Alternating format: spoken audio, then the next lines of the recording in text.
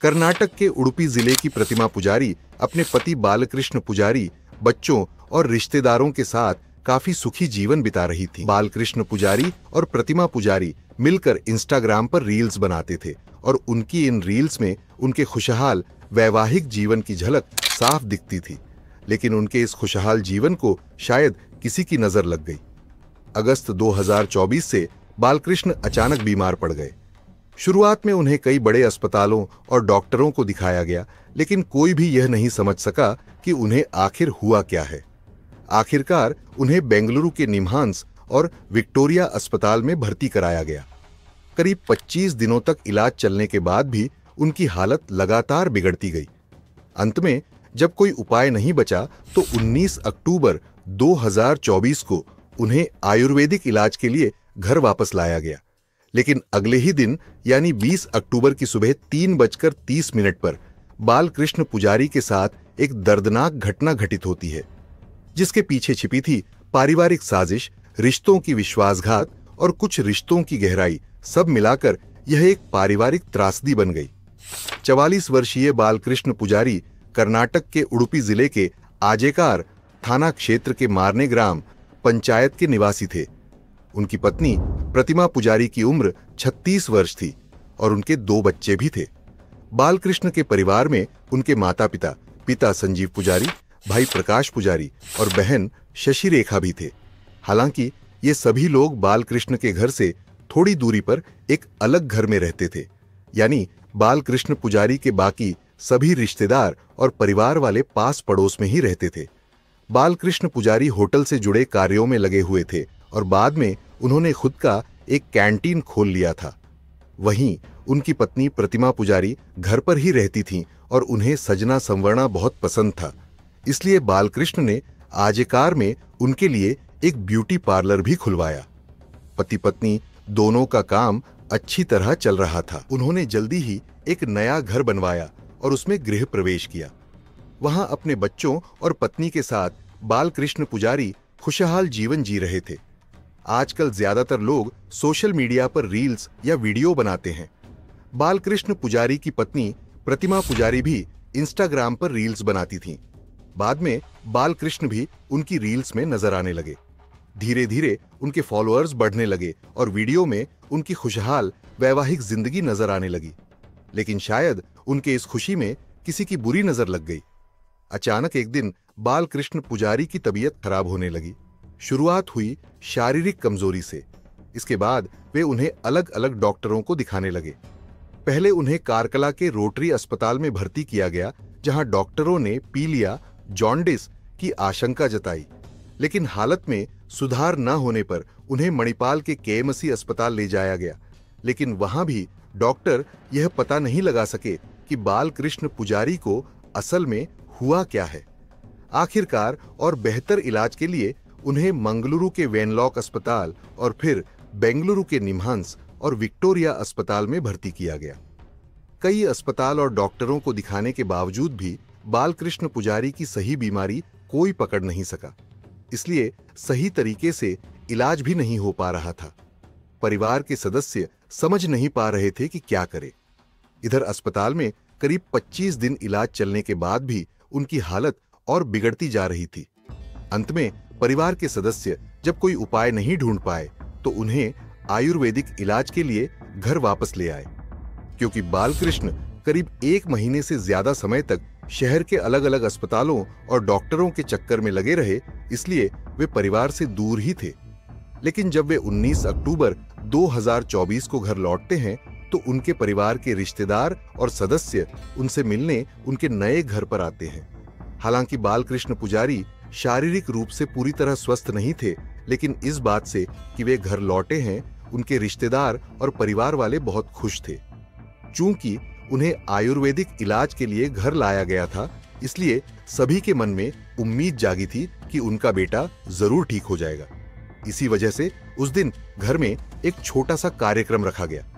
सभी ने मिलकर उस कार्यक्रम का आनंद लिया और रात के खाने के बाद सब अपने अपने घर चले गए। इसके बाद बालकृष्ण पुजारी और प्रतिमा पुजारी अपने कमरे में जाकर सो गए। ठीक रात 3:30 के करीब प्रतिमा पुजारी को प्यास लगती है।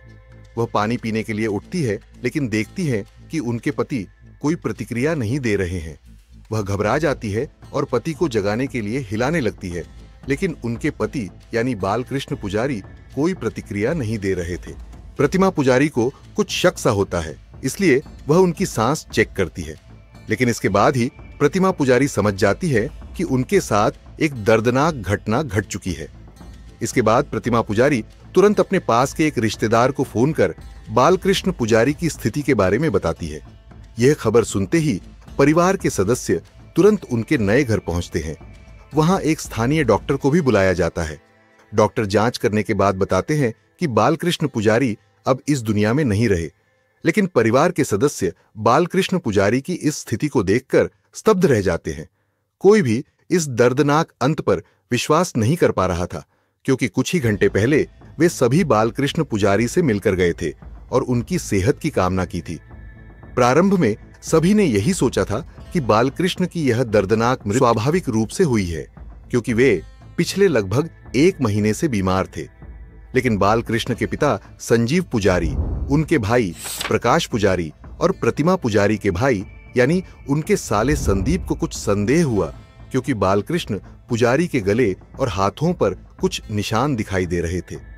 इसके बाद वे अपने नजदीकी पुलिस थाने में जाकर एक केस दर्ज कराते हैं, ताकि इस विषय में सही जानकारी सामने आ सके। इसके बाद पुलिस मौके पर पहुंचती है। पोस्टमार्टम के लिए ले जाया जाता है। पोस्टमार्टम के बाद बालकृष्ण पुजारी का उनके परिवार को सौंप दिया जाता है और फिर परिवार उनका अंतिम संस्कार करता है।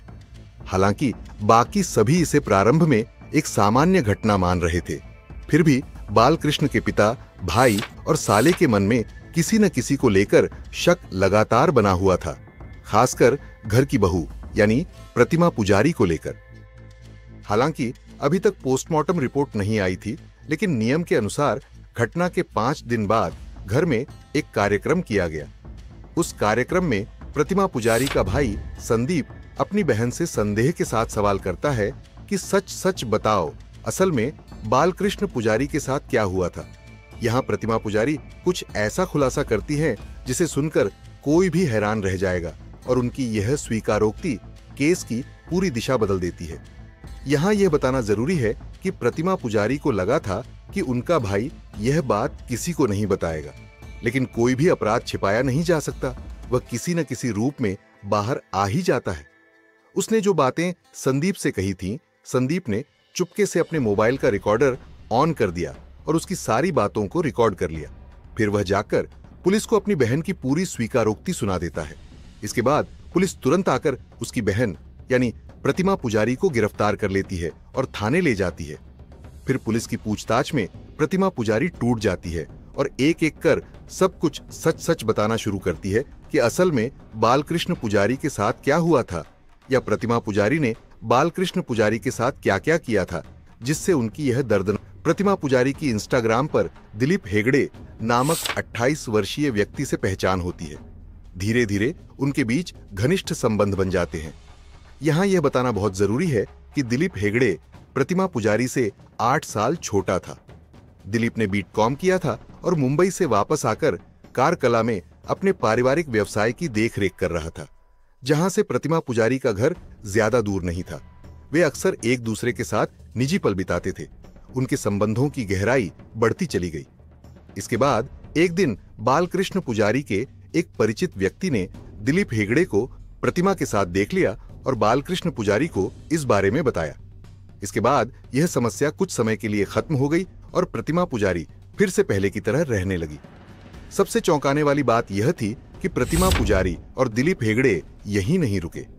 प्रतिमा पुजारी की पढ़ाई पूरी होने से पहले ही उसकी शादी बालकृष्ण पुजारी से हो गई थी। पहले कुछ आर्थिक तंगी के कारण वह अपनी मर्जी से जीवन नहीं जी पाई, लेकिन बाद में जब वह ब्यूटी पार्लर से अच्छी कमाई करने लगी तो उसने अपनी मर्जी से जीना शुरू किया, और तभी उसकी इंस्टाग्राम पर दिलीप हेगड़े से मुलाकात हुई, जहां उसने एक नई जिंदगी की तलाश पाई। प्रतिमा पुजारी दिलीप हेगड़े से शादी करना चाहती थी और दिलीप भी प्रतिमा से शादी करना चाहता था। स्वीकारोक्ति से यह पता चला कि वे दोनों एक दूसरे के प्रेम में गहराई से जुड़े हुए थे। इसके लिए उन्होंने योजना बनाई कि कैसे बालकृष्ण पुजारी को इस दुनिया से हटाया जा सके, क्योंकि प्रतिमा पुजारी अच्छी तरह जानती थीं कि बालकृष्ण पुजारी कभी भी उसे तलाक नहीं देंगे।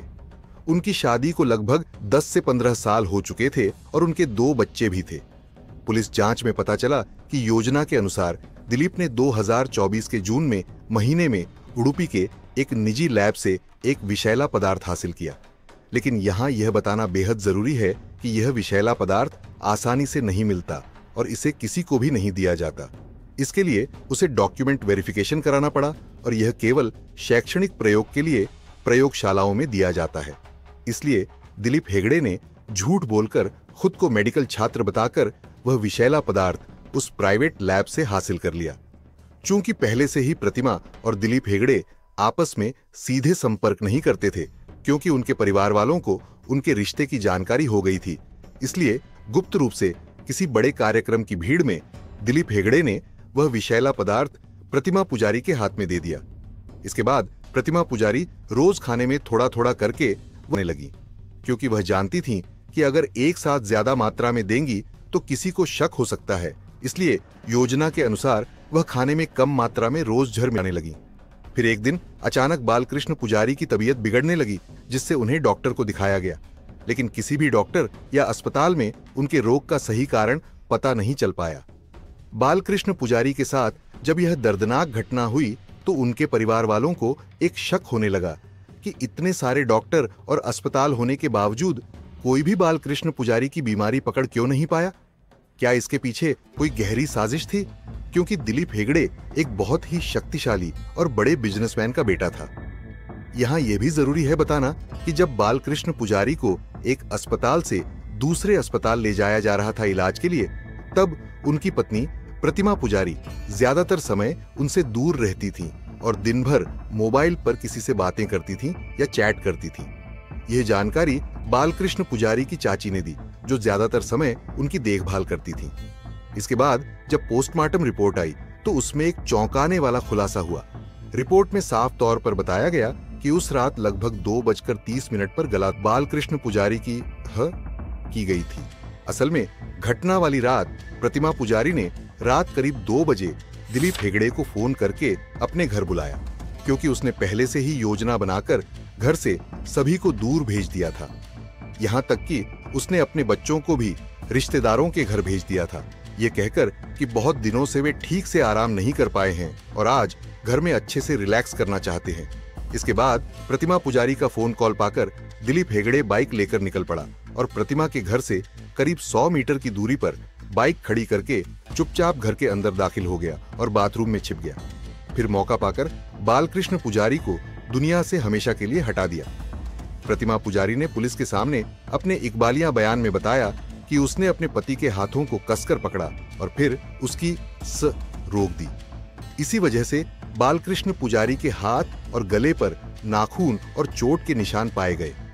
इसके बाद जब दोनों को यकीन हो गया कि बालकृष्ण पुजारी अब जीवित नहीं हैं, तब दिलीप प्रतिमा पुजारी के घर से भाग गया। फिर प्रतिमा पुजारी ने एक रिश्तेदार को फोन करके बताया कि बालकृष्ण पुजारी कोई प्रतिक्रिया नहीं दे रहे हैं और उन्हें अजीब डर लग रहा है, जो कि पूरी तरह से एक पूर्व नियोजित नाटक था। बाद में पुलिस ने दिलीप हेगड़े को गिरफ्तार किया और उसका मोबाइल फोन, स्कूटर और गाड़ी जब्त कर ली। साथ ही विष प्रदान करने वाली लैब के मालिक से पूछताछ की, जिससे यह सामने आया कि दिलीप हेगड़े ने यह विषैला पदार्थ करीब 600 से 700 रुपए में खरीदा था। इस समय इस मामले में कानूनी प्रक्रिया चल रही है। प्रतिमा और दिलीप को 7 नवंबर 2024 तक न्यायिक हिरासत में रखा गया। दिलीप हेगड़े ने मार्च 2025 में जमानत की अर्जी दी थी, लेकिन कारकल का द्वितीय अतिरिक्त जिला और सत्र न्यायालय ने उसे खारिज कर दिया। हालांकि अप्रैल 2025 में कर्नाटक हाईकोर्ट ने उसे जमानत दे दी। इस बीच बालकृष्ण पुजारी के परिवार वालों ने कहा कि पुलिस अपना काम सही ढंग से कर रही है, लेकिन उन्हें कहीं न कहीं शक है कि दिलीप हेगड़े का परिवार पुलिस के कामकाज में हस्तक्षेप कर सकता है। इसलिए उन्होंने एक उच्च पदस्थ पुलिस अधिकारी से संपर्क किया ताकि बालकृष्ण पुजारी को सही और निष्पक्ष न्याय मिल सके। क्योंकि उनके पास कई बार रिश्वत की पेशकश आई, कि वे पैसा लेकर यह केस खत्म कर दें, लेकिन उन्होंने इस पैसे को ठुकरा दिया और अब इंसाफ के इंतजार में हैं। सल में बालकृष्ण पुजारी के अंतिम संस्कार के 5 दिन बाद उनके घर जो कार्यक्रम हुआ था, उसमें संजीव ने बार बार अपनी बहन से पूछा कि उस दिन असल में क्या हुआ था। उसे प्रतिमा पुजारी पर कहीं न कहीं शक हो रहा था और अंततः प्रतिमा पुजारी ने अपने भाई को दिलीप हेगड़े के साथ अपने संबंधों की सारी बातें बता दी, यह सोचकर कि उसका भाई कभी भी बालकृष्ण पुजारी के परिवार को इस रिश्ते की जानकारी नहीं देगा। लेकिन प्रतिमा पुजारी की बहन होने के बावजूद संजीव ने एक अपराधी के साथ कोई समझौता नहीं किया। उसने सारी बातें अपने मोबाइल में रिकॉर्ड कर ली और बाद में वह ऑडियो रिकॉर्डिंग बालकृष्ण पुजारी के परिवार और पुलिस को भी सुना दी। यह वीडियो केवल शैक्षिक और जागरूकता के उद्देश्य से बनाया गया है। इसमें प्रस्तुत की गई जानकारी पुलिस की जांच और इंटरनेट पर उपलब्ध तथ्यों के आधार पर संकलित की गई है। वीडियो में उपयोग की गई कुछ छवियां AI जनरेटेड हैं और इनका वास्तविकता से कोई संबंध नहीं है।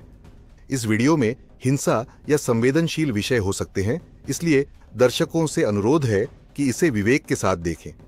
हमने यह वीडियो किसी व्यक्ति या समूह को नीचा दिखाने के उद्देश्य से नहीं बनाया है और सभी के प्रति सम्मान बनाए रखा है।